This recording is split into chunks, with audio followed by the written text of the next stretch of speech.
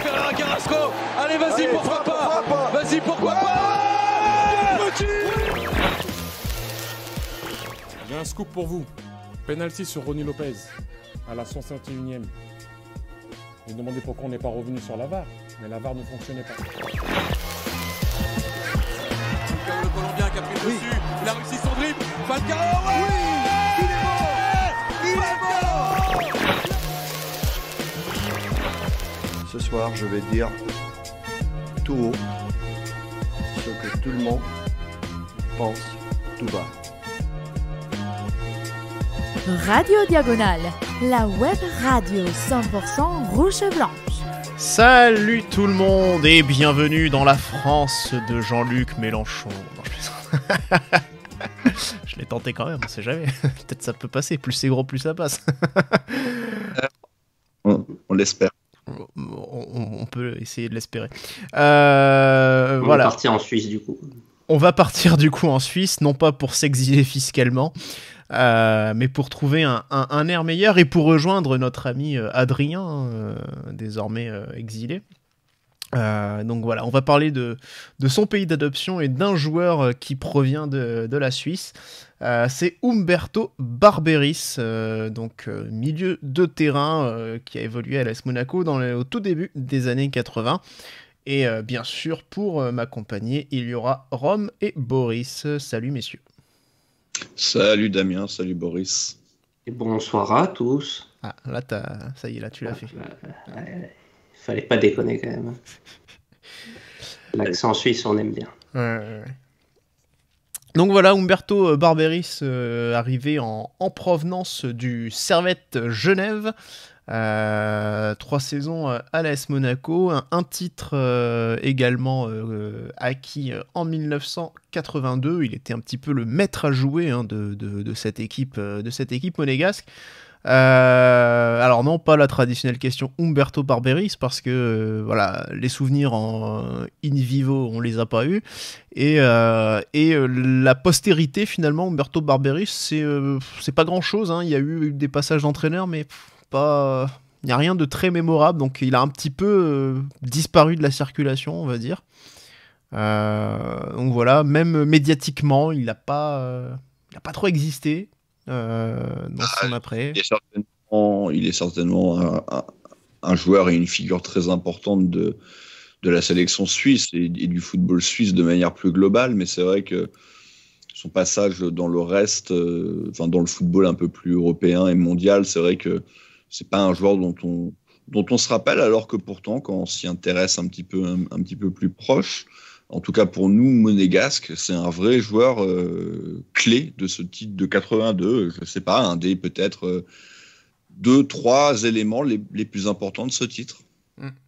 Oui, très, très certainement. Comme je le disais, un peu juste le maître à jouer. Peut-être même le premier. Peut-être. Ça Oui. peut se discuter aussi.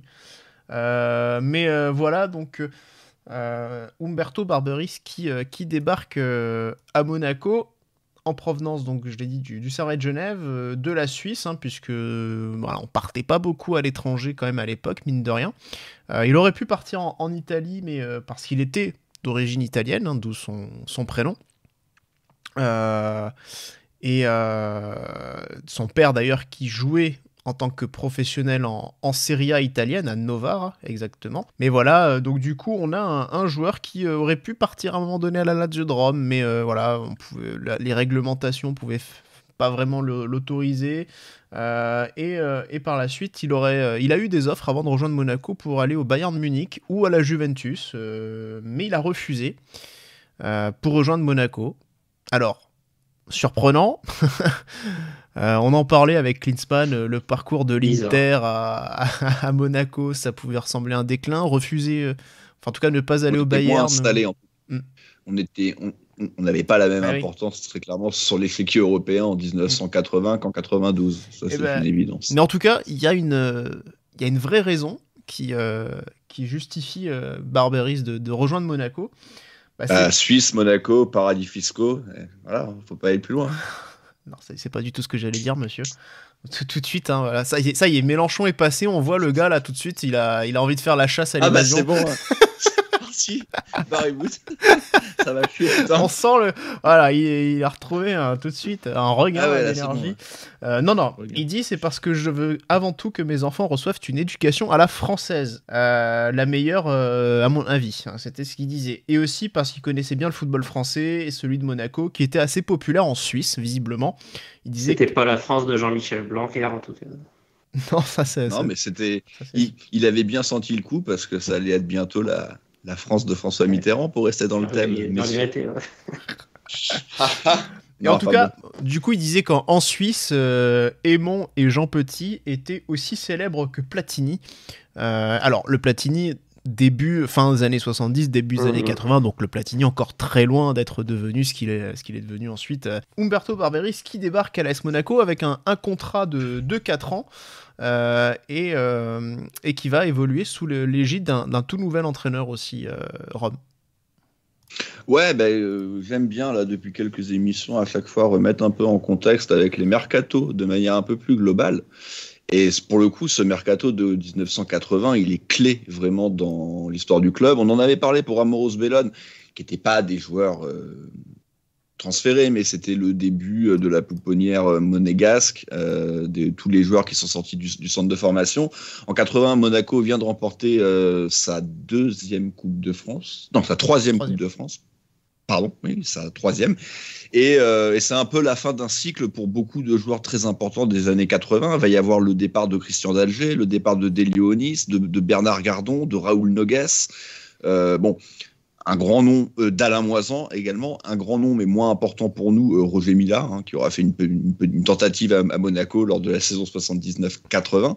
Et donc du coup voilà, il faut quand même changer un peu une grosse partie de cet effectif, ces héros de 78 qui avaient réussi l'exploit du titre en montant de D2. Et ouais, voilà, il va y avoir l'arrivée de Barberis, Amoros Bellone de manière un peu plus indirecte, d'un Jean-Marc Valadier, Victor Trocero aussi, gros buteur en provenance de Nantes. Et donc c'est un mercato qui va poser les premières pierres des années 80 et de ce titre de 1982. Ouais. Voilà. Barberis étant le plus gros nom qu'on signe, parce que c'était déjà un joueur important, un joueur international qui avait déjà gagné plusieurs titres avec le Servette Genève ou le FC Sion, des coupes, des championnats, une petite expérience européenne. Donc oui, c'était notre gros coup, celui qui remplaçait pas poste pour poste, mais qui remplaçait d'Alger, et Trocero remplaçait Onis, quoi. Il avait gagné à peu près tout. Remplacer Raoul Nogues plutôt, je dirais. Nogues, ouais. Oui, Nogues, oui. Mais il avait à peu près tout gagné en Suisse, donc c'est vrai qu'il a pu partir en se disant que il y avait plus grand chose à faire de plus pour lui là-bas. Il était aussi un international confirmé. Qui jouait très régulièrement. D'ailleurs, voilà, il avait joué notamment contre la France, si je ne dis pas de bêtises, sur un match où il avait quand même fait plutôt un bel étalage. Il avait perdu 4-0, mais oui. Mais il avait quand même fait visiblement étalage de sa classe. Il a 54 sélections, et on en parle souvent dans ces années-là. 54 sélections, c'est l'équivalent de 100 dans le foot actuel, parce que les rassemblements à l'époque, c'était il y en avait moins, et c'est surtout quand tu te rassemblais, c'était pour un match, 2 grand maximum. Maintenant, c'est toujours minimum 2 matchs, et ça peut même être 3. Donc les sélections, forcément, vont beaucoup plus vite que dans l'ancien temps. C'est surtout une époque où la Suisse va jouer aucune compétition internationale, et c'est souvent là aussi où tu accumules 3-4 matchs d'un coup. La Suisse va rarement plus loin, sauf quand elle tombe sur Mbappé, mais c'est vrai que dans les années 70-80, la Suisse, pour le coup, aucune Coupe du Monde, aucun Euro de disputé, malheureusement. Ça sera la petite... c'est pas une grande sélection du football. Époque aussi où il y avait beaucoup moins d'équipes. Il y avait 8 équipes à l'Euro, et 8 équipes, ouais. La Coupe du Monde, peut-être 16 ou je sais pas, quelque chose comme ça. Mais donc, les places étaient nettement plus chères. La France en a raté pas mal aussi, moins dans les années 80. Mais, donc pas de chance pour Barberis de ce côté. Non. Puis comme ça, mais ça lui 54 caps quand même. Comme ça, il n'a pas eu besoin d'éliminer la France dans une compétition mondiale. Ils l'ont fait une fois, attends, les gars. En tout cas, voilà, Barberis qui arrive, donc on le décrit un petit peu comme un meneur de jeu remarquable, bon, à droite techniquement, assez virevoltant, et qui marque aussi pas mal. Gérard Banide, donc c'était dans un petit reportage de Téléfoot qu'on peut trouver sur YouTube. Je crois que je vous l'ai envoyé, messieurs, je sais pas si vous l'avez vu ensuite, mais voilà, c'est Gérard Banide qui disait de Barberis que c'était un exemple pour tous, qu'il ne rechignait pas au travail et qui était en plus un charmant camarade d'une grande simplicité. Et Jean Petit qui aimait beaucoup jouer avec lui. Voilà, il disait quand on joue ensemble, on arrive à bien se trouver, et on nous l'a même un peu trop reproché parce que voilà, ils ont des affinités et parfois un petit peu aux dépens des autres. Donc voilà, il y a une vraie complicité technique avec un autre joueur très technique de l'équipe, c'était Jean Petit. Et la technique Barberis va faire assez vite merveille dans le championnat de France, Boris. Ouais, bah c'est vrai que c'est un joueur. Alors, c'est très difficile. On aime bien des fois essayer de donner des comparaisons avec des joueurs actuels. Ça serait compliqué, je pense, de remettre dans le contexte. Il y avait tellement peu de mouvements de joueurs étrangers à l'époque. Il arrive finalement assez tard par rapport à sa carrière. Mais c'est quand même une star. Hein. À ce moment-là, c'est sûrement la star de l'équipe et une des stars du championnat de France. Et effectivement, il rejoint une équipe de Monaco qui est plutôt dans une bonne période depuis sa remontée, qui va faire 4e dès la première saison, et avec déjà le Barberis buteur qui commence à se révéler avec 9 buts en tout sur la première saison, donc 80-81, et un titre aussi de joueur étranger de l'année. Donc première récompense individuelle, pas la dernière. Non. Mais c'est un joueur qui avait déjà été élu plusieurs fois, je crois au moins 2 fois, joueur suisse de l'année. Donc voilà, un joueur qui a l'habitude d'être un petit peu une vedette quand même, on va dire, dans ses équipes.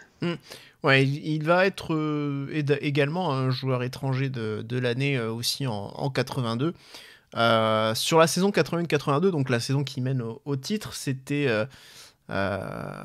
Vitalis qui était capitaine, et Vitalis racontait donc cette anecdote comme quoi au début de saison, Banide avait organisé un vote entre les joueurs pour désigner le capitaine, et le choix de Banide se portait plutôt lui sur Barberis, qui avait été un taulier de l'équipe pendant des années, mais c'est Courbis qui a poussé Vitalis à se présenter, et au final les joueurs ont finalement voté pour Vitalis, mais je peux pas dire que voilà, si tu gagnes l'élection tu me mets Premier ministre derrière.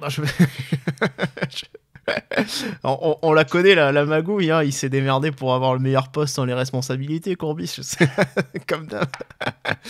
Mais voilà, Vitalis qui est nommé capitaine par les coéquipiers, donc plutôt dépend de Barberis, mais voilà, peut-être aussi le fait que Vitalis était quand même un joueur très ancien dans cette équipe, puisqu'il avait aussi fait le titre de 78, voilà. Brassard qui va rapidement céder par la suite à Jean-Luc Ettori, qui plus est. Mais voilà, donc bon, il y a quand même c'était quand même un joueur qui était très apprécié aussi par Banide, et qui mène, on peut le dire, Rome au titre de 82. Ouais, on l'a dit, la première saison est pas mal, et c'est vrai de ce qu'on a retrouvé comme image, et surtout comme écrit, c'est que oui, il y avait cette entente, très bonne entente avec Jean Petit. Après, on le rappelle, Jean Petit, la saison 80-82, c'est comme s'il n'y participait pas, parce qu'il est blessé très rapidement dans la saison. Je crois qu'il fait que 2 rencontres sur cette saison-là. Mais par contre, ouais, l'équipe va globalement rester la même. En arrivée, voilà, je note Edström qui va certainement faire du bien pour apporter un vrai buteur à cette équipe, et l'arrivée également de Liégeon comme latéral dont on avait parlé, Boris. Je pense qu'on avait fait notre top 10 des joueurs africains. Donc ouais, Barberis va être clé dans ce titre de 82. On le disait tout à l'heure, c'est notre maître à jouer.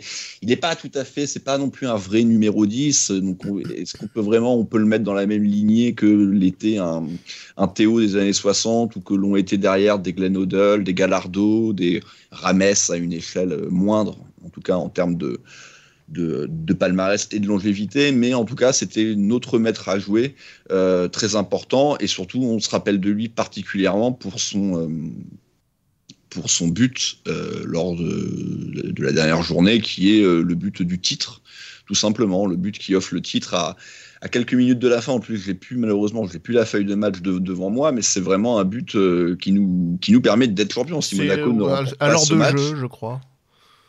Si Monaco ne remporte pas le match, Monaco n'est tout simplement pas champion, parce que dans le même temps, dans ces années-là, Nantes ou Saint-Etienne. C'est Saint-Etienne qui met une branlée à Metz, je crois.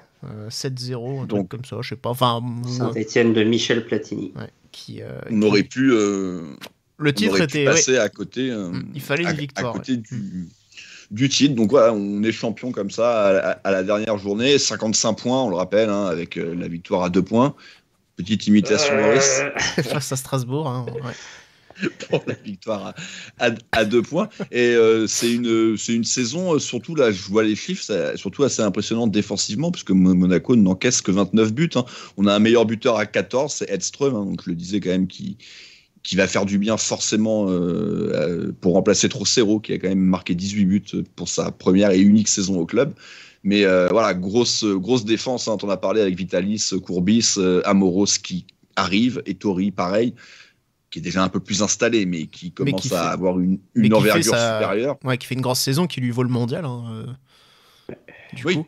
Donc, très clairement. Et alors, très important, Umberto, dans cette. Tu parles de ce but, Boris. Il y a la fameuse anecdote de ce but, justement, servi par Lucky Luke. Lucky Luke qui sert Astérix, parce que visiblement, donner des surnoms de bande dessinée, c'était la spécialité de Didier Roustan. Si t'avais joué à l'époque, on sait lequel t'aurais récupéré, Damien. Il en manque qu'un, donc il n'y a pas.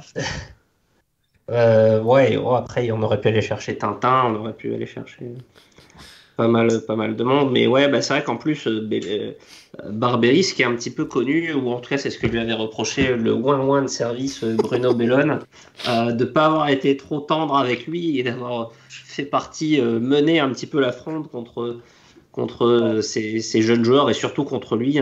C'est lui, je crois, qui avait échappé à une mandale de Roland Courbis, qui avait plutôt préféré finalement taper dans un arbre. Ça s'est pas joué à grand chose. C'est vrai. Donc petite inimitié, petite chose peut-être à mettre au débit de Barberis, si on en croit Bruno Bellone, ce qui n'a pas empêché une certaine complicité sur le terrain, comme tu le dis. Finalement, les deux joueurs un petit peu ennemis ont été à la manœuvre sur ce but du titre. Ouais. Et Vitalis qui disait, mine de rien, qu'il y avait encore beaucoup de talent, enfin qui préférait le titre de 78 parce qu'il y avait certes encore beaucoup de talent sur cette équipe de 82, mais il trouvait que l'osmose était justement un peu moins présente cette année-là, donc peut-être effectivement, et ça fait aussi peut-être penser un petit peu à ces anecdotes-là, où cette petite cabale un peu de quelques joueurs contre Bellone, visiblement. Donc on en a évidemment déjà parlé de tout ça dans l'émission Bruno Bellone. Mais c'est vrai que c'est peut-être un peu surprenant. Barberis, qui visiblement était bien copain avec Valadier, mais qui s'entendait aussi très bien avec un Manu Amoros. Mais c'est vrai que ça paraît surprenant peut-être d'imaginer un Barberis un peu frondeur comme ça, alors que globalement sur tout ce qu'on peut lire, sur tous les témoignages, on parle avant tout d'un chic type. C'est très bon.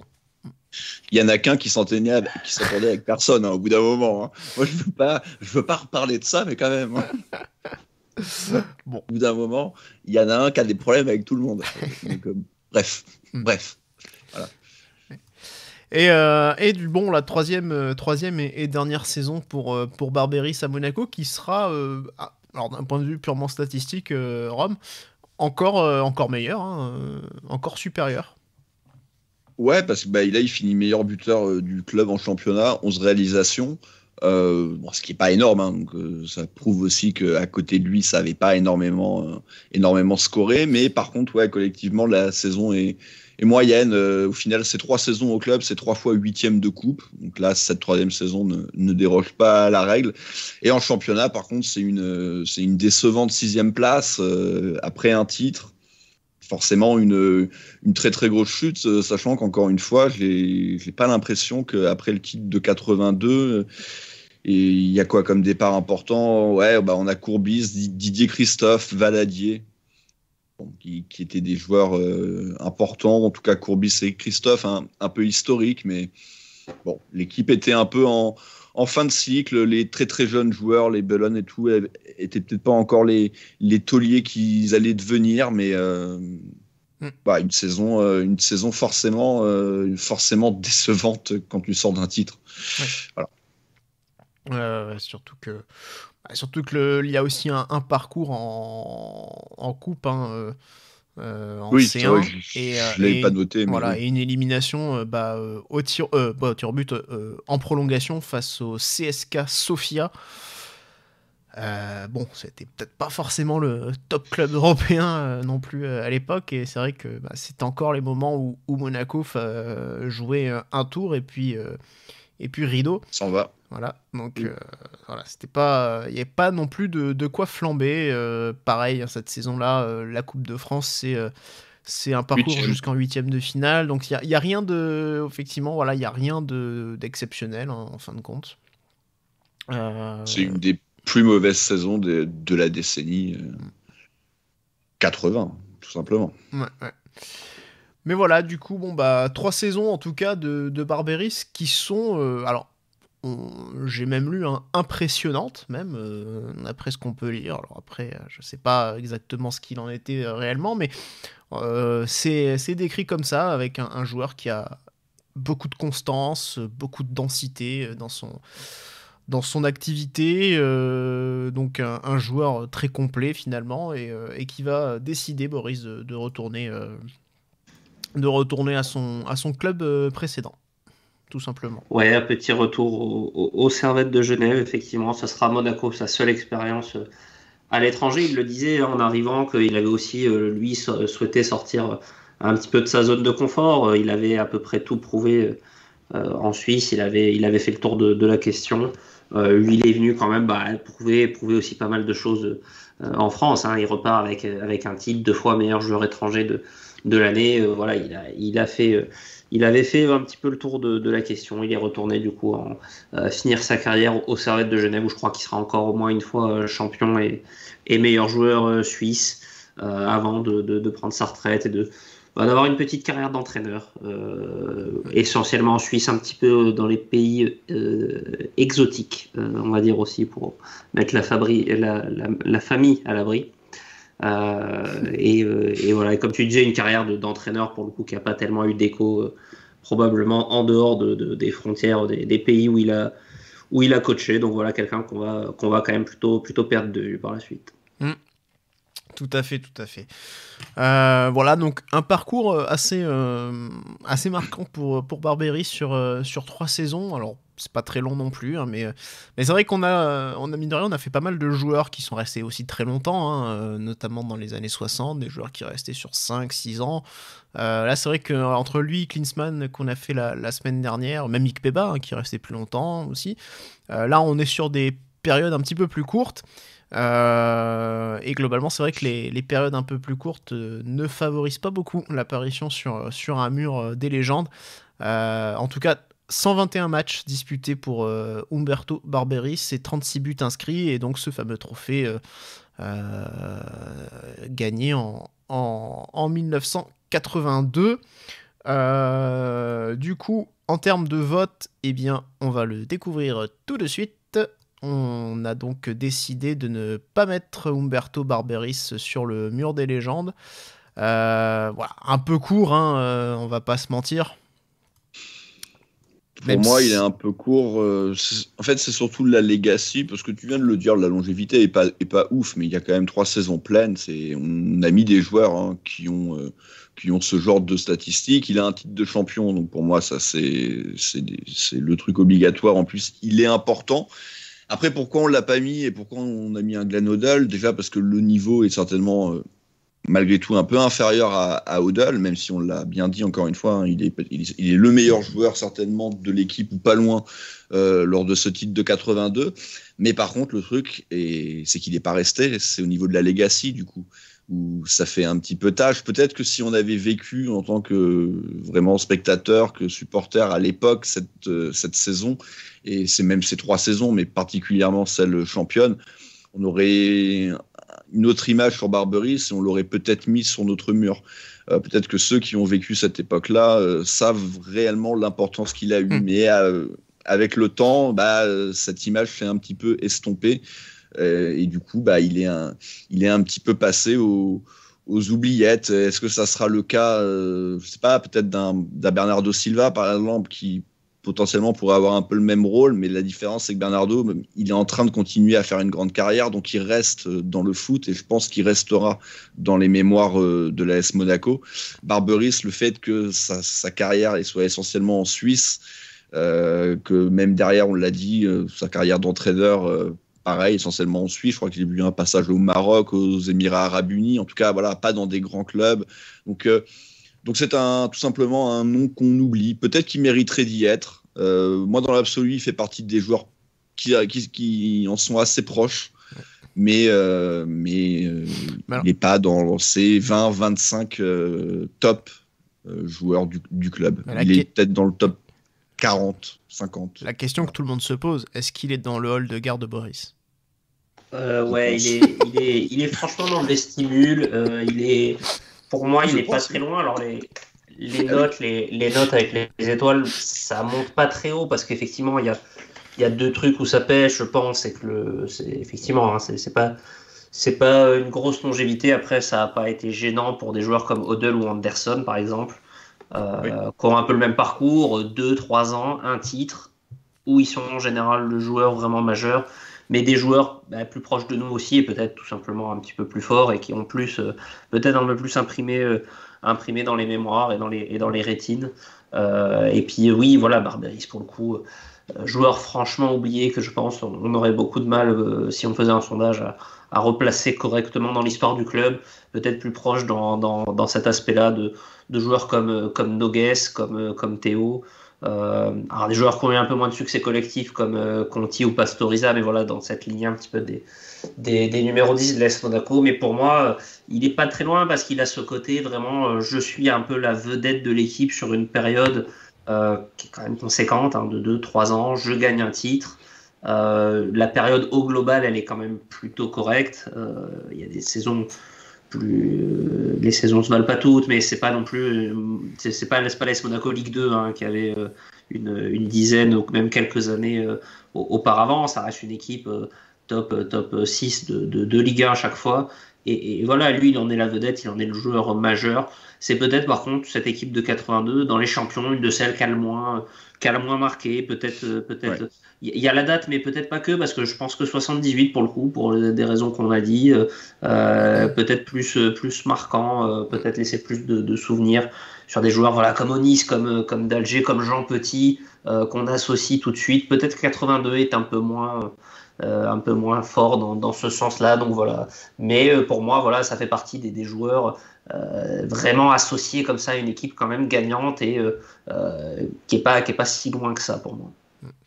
Bon, ben voilà, monsieur Barberis, vous êtes prié d'aller vous chercher une petite viennoiserie à la brioche dorée en attendant peut-être une wildcard. Qui sait. Voilà. Enfin, ça ne suffira pas dans tous les cas, du coup. C'est vrai que dans tous ces grands numéros 10, finalement, on n'est quand même pas tendre. Hein. On a laissé que Glenn Odell, hein, je crois. Ouais. Théo. Oui. Ouais. Mais Gallardo, non. On n'a pas mis Gallardo, on n'a pas mis Chifo. On ne fait pas de. On n'a pas fait encore d'émission sur Gengini ou tous les autres qu'on a cités. Mais... On n'a pas mis Bernardo, même s'il ne jouait pas vraiment 10 chez nous, mais on ne l'a pas mis, en tout cas. Donc, non, on a mis que Odell et Théo. Mais en même temps, c'est les deux meilleurs. Hein. Une certaine logique. En tout cas, Théo, il y avait une certaine longévité, en tout cas, qui est un petit palmarès qui rendait plus facile la tâche. Ouais.